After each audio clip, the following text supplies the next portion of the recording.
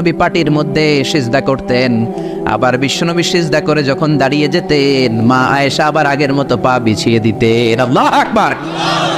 কি ঘর ছিল, টাকা নাই, পয়সা নাই, দামি বিছানা নাই, ফার্নিচার নাই, জুয়েলারি নাই, অর্নামেন্টস নাই, কিন্তু বিশ্বনবীর ঘরের মধ্যে সুখ আর শান্তি আছে না নাই? সুখ আর সুখ। ফজরের নামাজ পড়ে এসে নিজেই মা আয়েশার সাথে রান্না করতে বসে যেতেন, নিজের তলোয়ার বের করে পেঁয়াজ কাটা শুরু করতেন বিশ্বনবী। আল্লাহু আকবার। বিশ্বনবী গ্লাসের যেই মা আয়েশা গ্লাসের যেই জায়গায় ঠোঁট লাগিয়ে মুখ লাগিয়ে পানি পান করতেন, ওই জায়গাটা খুঁজে খুঁজে বিশ্বনবী আবার ওই জায়গায় ঠোঁট লাগিয়ে পানি পান করতেন। কোন সুবহানাল্লাহ। আবার গোশত খাওয়ার পর বিশ্বনবীর স্ত্রী মা আয়েশা হাড্ডি চুষতেন, চষে ফেলে দেওয়া হাড্ডিটা বিশ্বনবী আবার হাতে নিয়ে চষা শুরু করতেন। আল্লাহু আকবার। কি শান্তি, কি সুখ। মা আয়েশাকে বিয়ে করার আগে মা আয়েশার চেহারাটা বিশ্বনবীর কাছে জিবরাইল এনে বলল, ইয়া রাসূলুল্লাহ আখবিরনি, আমাকে বলেন মেয়েটাকে দেখতে কেমন লাগে। বিশ্বনবী বললেন, কার মেয়ে?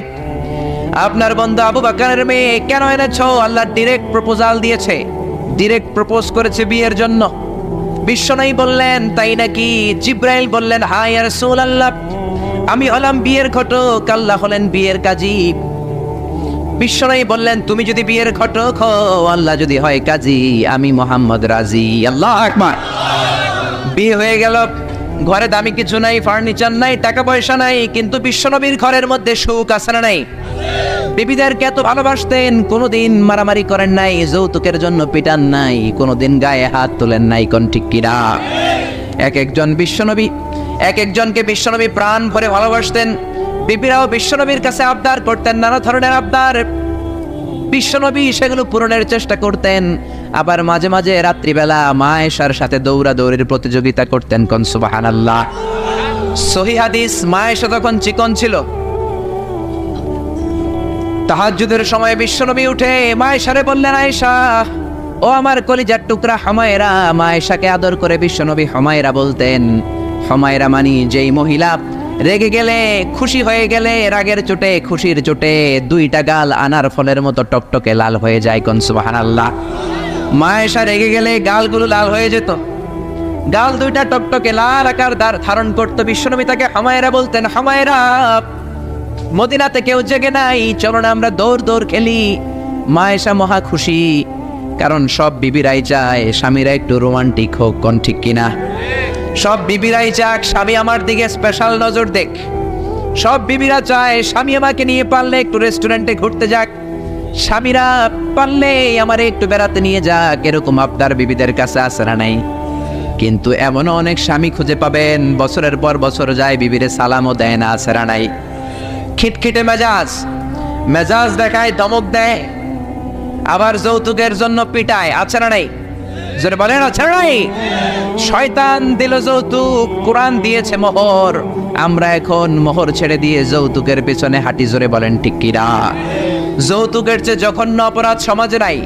কুকুরের গোশত খাওয়া যত গুনাহ, যৌতুক তার চেয়েও বেশি গুনাহ। ঠিক কিনা? কুকুরের গোশত খেলে একটা গুনাহ হয়, হারাম খাওয়ার গুনাহ হয়, কিন্তু যৌতুক খেলে দুইটা গুনাহ হয়। এক হলো হারাম খাওয়ার গুনাহ, দুই হচ্ছে শ্বশুর বাড়ির উপরে জুলুম করার গুনাহ। জোরে বলেন ঠিক কিনা? মা আয়েশা বললেন, ইয়া রাসূলুল্লাহ, আমি দৌড়াদৌড়িতে রাজি। বিশ্বনবী বললেন, লেটস স্টার্ট দ্য কম্পিটিশন। চলো কম্পিটিশন শুরু করে। ওই যে মদিনার মসজিদের পাশে বড় একটা পিলার দেখা যায়, ওই পিলারের মধ্যে কে যে আগে ধরতে পারে রে আয়েশা, চলো আমরা দৌড় দেই। বিশ্বনবী বললেন, ওয়াহিদ ইসনাইন তালাতা, 1 2 3 লেটস গো। চলো দেই দৌড়। বিশ্বনবী অপেক্ষাকৃত মোটা ছিলেন, মা আয়েশা চিকন ছিলেন। মা আয়েশা দৌড় দিলেন, বিশ্বনবীকে পেছনে ফেলে ওই পিলার ধরে মা আয়েশা ফার্স্ট হয়ে গেলেন। কোন সুবহানাল্লাহ। মা আয়েশা মহা খুশি, খিলখিলিয়ে হাসছেন। বিশ্বনবী মুচকি হাসতেন। আমার নবী কখনো খিলখিলিয়ে হাসেন নাই। আমার নবী সব সময় মুচকি হাসতেন। মুচকি হাসলে বিশ্বনবীর ঠোঁটও দেখা যেত, হালকা একটু দাঁতও দেখা যেত। পরে আল্লাহু আকবার। সব সময় তিনি তাবাসসুম পছন্দ করতেন। বিশ্বনবী বললেন, ঠিক আছে, আনতিল ফাইজা, তুমি বিজয়ী হয়েছ। তার ঠিক 6 বছরের পরের ঘটনা। এই 6 বছরের ব্যবধানে মা আয়েশার আগের মতো চিকন নাই, মা আয়েশারে মোটা বানিয়ে দিয়েছে কে? আবার 6 বছর পরে বিশ্বনবী তাহাজ্জুদের সময় উঠলেন। মা আয়েশারে ডেকে বললেন, আয়েশা, মদিনার কোন লোক জেগে নাই, সবাই ঘুমিয়ে আছে, চলো আজকে রাতেও দৌড় দৌড় খেলি। মা আয়েশা বললেন আমি রাজি, চলেন শুরু করে দেই। বিশ্বনবী আবার ওই জায়গায় যেয়ে দাঁড়ালেন, বললেন ওই যে মসজিদে নববীর পিলার দেখা যায়, কে কার আগে পিলার ধরতে পারে? রেডি, আমরা শুরু করে দেই, 1 2 3 স্টার্ট, গো। বিশ্বনবীও দৌড়, মা আয়েশাও দৌড়, জনমের দৌড়, আইজও দৌড়, কাইলও দৌড়। কে কারে হারাতে পারে? বিশ্বনবী আগের মতোই আছেন, কিন্তু মা আয়েশারে মোটা বানিয়ে দিয়েছে কে? এবার আর বিশ্বনবী চান্স দেন নাই মা আয়েশারে। বিশ্বনবী ওই দিন আসলে ইচ্ছা করে হারেন নাই, মা আয়েশারে জিতানোর জন্য দেরিতে গিয়েছেন। কোন ঠিক কিনা? আমার নবী যদি শক্তি দিয়ে দৌড়ায়, নবীর সাথে কেউ দৌড়ে জিততে পারে না, জোরে বলেন ঠিক কিনা? মদিনাতে বিশ্বনবী যখন ঘোড়া হাঁকাতেন, সাহাবীরা বলতেন 1 মিনিটের মধ্যে, আধা মিনিটের মধ্যে বিশ্বনবীর ঘোড়া যে কত সামনে চলে যেত। সামনে আমরা ধোঁয়ার বালি দেখতাম, বিশ্বনবীরে খুঁজে পাওয়া যেত না। আল্লাহু আকবার। আবার তিনি যখন ওট হাঁকাতেন, পাগলের মতো বাতাসকে পেছনে ফেলে ওটগুলো দৌড়াতো। আতবা আর কসওয়া, এই দুইটা ওট নবী ব্যবহার করতেন। নবী কি ব্যবহার করতেন এগুলো জানেই না। সালমান খান কোন ব্র্যান্ডের টিস্যু দিয়া টয়লেটে যায় এটাও জানে। কোন নায়ক কি করে, সাকিব আল হাসান কোন ড্রিঙ্কস খায় এরকম মাসেল বানাইছে, সবার মুখস্থ আছে না নাই? এরপরে মাশরাফি কেমনে পেস বল করে, ওই প্র্যাকটিস আছে না নাই? কে কেমন কি করে সব মুখস্থ, কিন্তু নবীরা কেমন চলতেন, নবীদের সুনান কি ছিল এটা আমাদের জানা নাই। জোরে বলেন ঠিক কিনা? বিশ্বনবী যদি দৌড়ের মতো দৌড় দেয় কেউ পারে না, এমন শক্তি আল্লাহ বিশ্বনবীর মাসলের মধ্যে দিয়েছেন। কাউরে একবার ধরলে খবর আছে না নাই? মক্কার সবচেয়ে বড় কুস্তিগিরের নাম হলো রুকানা। রুকানার সাথে কুস্তিতে কেউ পারে না। সাহাবীরা বললেন ইয়া রাসূলুল্লাহ, ইয়া হাবিবাল্লাহ, কোনদিন আপনি রুকানার কাছে যাবেন না, কেননা রুকানা হলো সব চাইতে বড় কুস্তিগির, রুকানা কুস্তি দিলে আপনি পারবেন না। কিন্তু বিশ্বনবীর দাওয়াত তো কোনো গুটি কয়েক মানুষের জন্য নয়, সবার জন্য, ঠিক কি না? সবার জন্য দাওয়াত দিতে হবে। বিশ্বনবী ফজরের নামাজের পরে সাহাবাদের চোখকে ফাঁকি দিয়ে রুকানার কাছে চলে গেল। রুকানার কাছে যে বলল ইয়া রুকানা আসলিম তাসলাম, ইসলাম ধর্ম গ্রহণ করো, শান্তি দিবে কে? রুকানা বলে ধর্ম গ্রহণ করব না, একটা শর্তে করতে পারি, কুস্তিতে মুসারাআতে যদি আমাকে হারাতে পারো, আমাকে যদি কুস্তি খেলে হারিয়ে দিতে পারো, তাহলে আমি কালিমা পড়ে নেব। বিশ্বনবী বললেন আমি তো কুস্তি লাগি না, আমি কাউরে মারি না, তবে জাহান্নামের মাইর থেকে বাঁচানোর জন্য আমি এসেছি। বলেন ঠিক কি না? রুকানা বলে না না, আমি রাজি হব না, আমাকে হারিয়ে দিতে পারলে তবেই আমি কালিমা পড়তে রাজি। বিশ্বনবী দয়ার নবী, মায়ার নবী, একটা লোক যদি জাহান্নামের আগুন থেকে বাঁচে, এইটা বিশ্বনবী বেশি বেশি চাইতেন। বিশ্বনবী রাজি হয়ে গেলেন। এবার কুস্তি লাগার পালা। রুকানা একটা হাফ প্যান্ট পরে পজিশন নিচ্ছে। রেসলিং খেলা দেখেন নাই? ডোনাল্ড ট্রাম্পের ট্রাম্প টাওয়ারের ভিতরে এডি খেলে, গায়ের মধ্যে তেল মেখে কুস্তিতে পজিশন নিচ্ছে। বিশ্বনবী পজিশন নেয় না, রুকানা লাফায়, আমার নবী লাফায় না। বিশ্বনবী রুকানারে ডেকে বলল রুকানা লাফাও কেন? রুকানা বলে এই খেলা খেলতে হলে সবার লাফাতে হয়, তুমি লাফাও না কেন? মোহাম্মদ তুমিও লাফাও। বিশ্বনবী বললেন আমি লাফালাফি পছন্দ করি না। আমার নবী সেলাইবিহীন লুঙ্গি ব্যবহার করতেন। সেলাই ছাড়া লুঙ্গি পরে যদি কেউ লাফালাফি করে, বাতাসে সতর খুলে যাওয়ার সম্ভাবনা আছে না নাই? বিশ্বনবী লাফালাফি করেন না, দাঁড়িয়ে আছেন। রুকানা বলে মোহাম্মদ তুমি আগে বক্সিং মারো। বিশ্বনবী বললেন আমি কাউরে মারি না, কারণ আমারটা খাইয়া হজম করার যোগ্যতা কারো নাই, ঠিক কি না? বিশ্বনবী বললেন আমি মারবো না, তুমি মারো। রুকানা বলে তুমি মারো। রুকানারাও রাজি করাতে পারেন না। বিশ্বনবী বক্সিং মারেন নাই। বিশ্বনবীর মুবারক ডান হাতটা নিয়ে রুকানার বাম কাঁধের মধ্যে টাচ করে বিশ্বনবী বললেন ও রুকানা, এত লাফাও কেন, এত লাফাও কেন? বিশ্বনবী ডান হাত দিয়ে কাঁধের মধ্যে ধরতে দেরি, মুহূর্তের মধ্যে রুকানা বেহুশ হয়ে যায়। আল্লাহু আকবার। সবাই রুকানার মাথার মধ্যে পানি ঢালে হুশ করে বলে রুকানা তুই তো বড় শেয়ানা।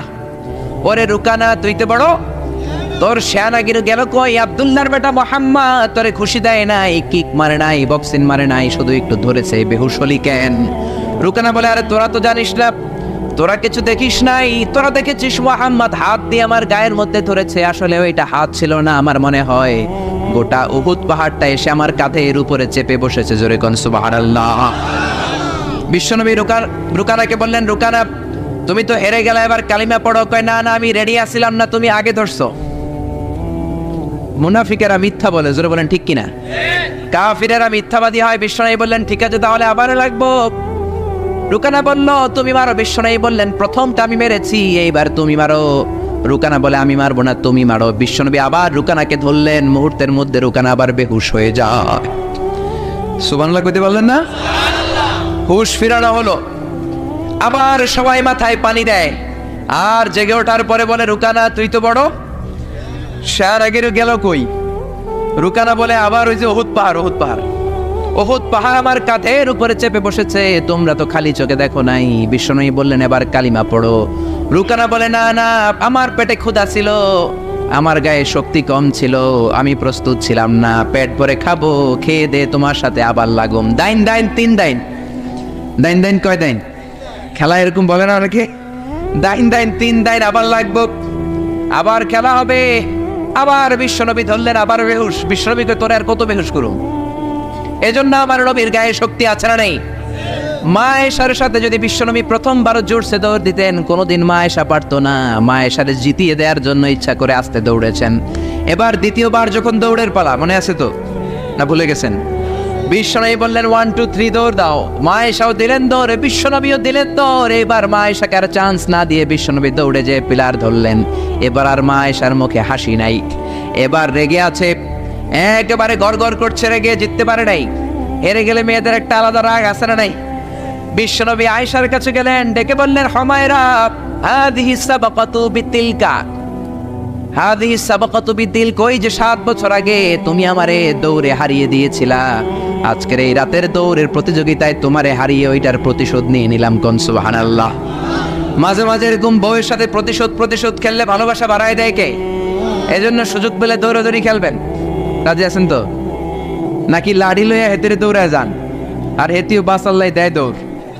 ওই দৌড়াদৌড়ি না, আমিয়া ভালোবাসার দৌড়াদৌড়ি। বিবি আপনার জন্য সাজে, বিবি আপনার জন্য পার্লারে যায়, বিবি আপনার জন্য লিপস্টিক দেয়। একদিনও বিবিরে বললেন না তুমি সুন্দরী? পাশের বাড়ির বড় ভাই বলল ভাবি আপনার হেব্বি লাগতেছে।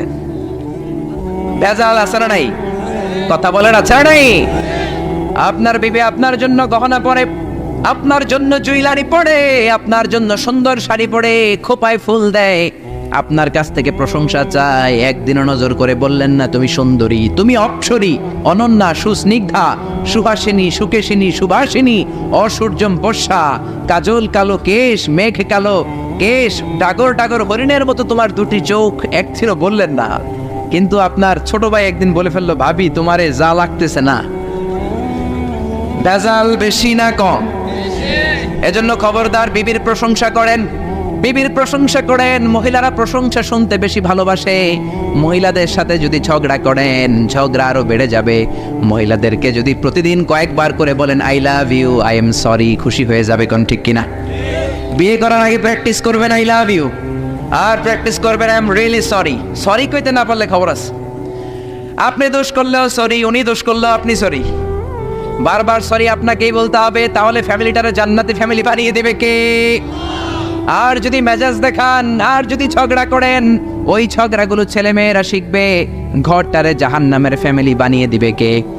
এজন্য নিয়ত করেন মহিলাদের কাজের প্রশংসা করবেন, মহিলাদেরকে ভালোবাসবেন। বিশ্বনবী বলেন হুব্বিবা ইলাইয়া মিন দুনিয়াকুম সালাস, এই দুনিয়ার 3টা জিনিস আমাকে আল্লাহ পছন্দনীয় করে দিয়েছে। 1 নম্বরে আত্তিব, আমি পারফিউম বা আতর ইউজ করতে পছন্দ করি। 2 নম্বরে হলো আন-নিসা, মহিলাদেরকে পছন্দ করি। 3 নম্বরে কুররাতু আইনি ফিস সালাহ, নামাজের মধ্যে যখন দাঁড়িয়ে থাকি সেটাও পছন্দ করি। আল্লাহু আকবার। আমার নবী পারফিউম দিতেন বেশি বেশি, আমরা দেই এইখানে, নবী দিতেন এইখানে। কারণ বিশ্বনবী আতর ব্যবহার করার পরে সারাদিন যত মানুষের সাথে মুসাফা করতেন, বিশ্বনবীর ব্যবহার করা আতরের ঘ্রাণ সব মানুষের হাতে হাতে চলে যেত। সুবহানাল্লাহ। আবার বিশ্বনবী মহিলাদেরকে ভালোবাসতেন, আবার বলতেন আল্লাহ আমার কোন ছেলে সন্তান বাঁচিয়ে রাখে নাই, শুধু মেয়েগুলোরে বাঁচিয়ে রেখেছে। আবার ফাতেমার ব্যাপারে বলতেন ফাতিমা তু বিদউম মিন্নি, ফাতেমা আমার কলিজার টুকরা, যে ফাতেমারে কষ্ট দেয় সেজন্য আমারে কষ্ট দেয়, সেজন্য যে ব্যক্তি ফাতেমার মুখের মধ্যে হাসি ফুটিয়ে দেয় সেজন্য আমি বিশ্বনবীর মুখের মধ্যে হাসি ফুটিয়ে দেয়। আল্লাহু আকবার। এই জন্য নারীদের প্রশংসা করতে রাজি আছেন তো? স্ত্রীর সাথে ভালো সম্পর্ক রাখতে রাজি আছেন তো? এক ওয়াজে একজন মোটিভেটেড হয়েছে আলোচনা শুনে যে না, বিবির প্রশংসা করতে হবে, আজীবন তো খারাপ আচরণ করলাম, আজকে যে একটু প্রশংসা করে দেখি। বাড়িতে চলে গেছে, বিবির প্রশংসা করবে। বিবি খাবার দিয়েছে, খেতে বসেছে, স্বামী খায় আর বিবি বসে বসে দেখছে, স্বামী মিটমিট করে হাসে। বিবি বলে ওয়াজ থেকে আসছো, এবার খাবার খাচ্ছ, ভালো কথা, মিটমিট করে হাসো কেন? বিবি বলে মিটমিট করে হাসো কেন সেটা বলো। স্বামী কয় মিটমিট করে হাসি হচ্ছে, এর কারণ হচ্ছে আজকে যে খাবারটা খাচ্ছি রান্নাটা এত মজা হয়েছে না, এত মজার রান্না আমার জীবনে খাই নাই। রান্না মজা হয়েছে শুই না, বিবি তেলে বেগুনে জ্বলে উঠছে, কি রান্না মজা হয়েছে, 10 বছর ধরে রান্না করে খাওয়ায় একদিনও রান্নার প্রশংসা করলা না। আজকে পাশের ঘরের ভাবি একটু গরুর গোশতের তরকারি পাঠাইছিল, ওইটা দিয়েই ডিনার দিছিলাম, রাতের খাবার দিছি, রান্না বান্নার করি নাই। ওই রান্না তোমার এত ভালো লাগছে, খাও জনমের খাওয়া, আর রান্না করবো না তোমার জন্য। এজন্য প্রশংসা করবেন, খুব ভালো কথা, কিন্তু জেনে বুঝে প্রশংসার দরকার আছে না নাই? বিবির সাথে যদি ভালোভাবে প্রশংসা করেন, ভালো আচরণ করেন, ফ্যামিলিটারে সুন্দর বানিয়ে দিবে কে? বিবির চেহারার দিকে রহমতের নজর দিয়ে তাকালে চোখের সগীরা গুনাহগুলো মাফ করে দেয় কে? আবার বিবির হাতের সাথে যখন আপনার হাতটা আপনি মিলান, 2 হাতের সগীরা গুনাহ মাফ করে দেয় কে? এজন্য সম্পদ দেখলেই মনে করবেন না মহা সুখে আছে, দুঃখেও থাকতে পারে। বিশ্বনবীর ঘরে সম্পদ ছিল না, কিন্তু সুখ আছে না নাই? বলছিলাম ডোনাল্ড ট্রাম্প পৃথিবীর অনেক বড় ধনী, ধনী হলেই যে সুখ এমনটা নাও হতে পারে, কোন ঠিক কিনা? টাইমস ম্যাগাজিনের রিপোর্ট অনুযায়ী ডোনাল্ড ট্রাম্পের সম্পদের পরিমাণ হচ্ছে 3.4 বিলিয়ন ইউএস ডলার। সে হচ্ছে মাল্টি বিলিয়নিয়ার, 324 নাম্বার ধনী পৃথিবীর। এত সম্পদ আল্লাহ তারে দিয়েছে। রিয়েল এস্টেটের বিজনেস দিয়ে সে এত বড় ধনী হয়েছে, ডলার দিয়ে সে সব ভোট কিনে নিয়েছে, জোরে বলেন ঠিক কিনা? হাজার হাজার কোটি টাকার মালিক। Trump tower, Trump Taj Mahal, Trump hotel, অভাব নাই। ট্রাম্প হোটেল একটা তার আছে প্রায় 50-60 তলা। ওই হোটেলের যতগুলা জানলা আছে সবগুলা জানালা 24 ক্যারেটের গোল্ড দিয়ে বানানো, জোরে কোন নাউযুবিল্লাহ। এরকম সম্পদের পাহাড় করেছে, কিন্তু সম্পদের পাহাড় করলেই তোমার সব কথার সাথে আমরা একমত নই। নির্বাচনে জেতার আগে সে ঘোষণা দিয়েছিল মুসলিম ইমিগ্রেন্টদেরকে সে দেশ থেকে বের করে দিবে, জোরে কোন ঠিক কিনা? নিজের ইতিহাসকে সে ভুলে গিয়েছে, মুসলমানদেরকে খেদায় দিতে চায়। ডোনাল্ড ট্রাম্পের বাপ দাদা কিন্তু আসল আমেরিকা নয়, ওর বাবা এসেছে জার্মানি থেকে, ওর বাবা হচ্ছে জার্মান, মা হচ্ছে স্কটিশ, স্কটল্যান্ড থেকে এসেছে। আপনারা জানেন জার্মানি হচ্ছে ইউনাইটেড স্টেটস অফ আমেরিকা থেকে 8000 কিলোমিটার দূরে। তোর বাবা এসেছে 8000 কিলোমিটার দূর থেকে আমেরিকায়, মা এসেছে স্কটল্যান্ড থেকে আমেরিকায়। মুসলমানদেরকে খেদানোর জন্য তোর চুলকানি বাড়ছে, জোরে কোন ঠিক কিনা?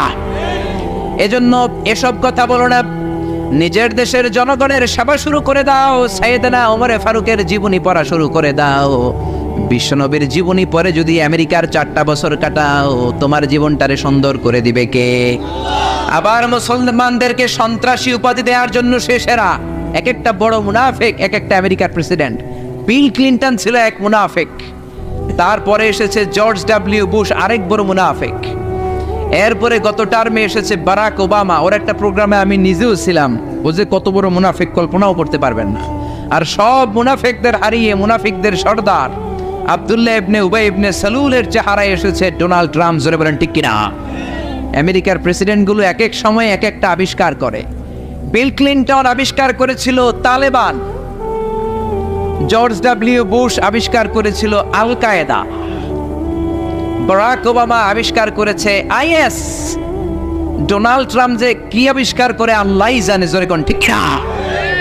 গোটা বিশ্বে সন্ত্রাস তারাই করেছে।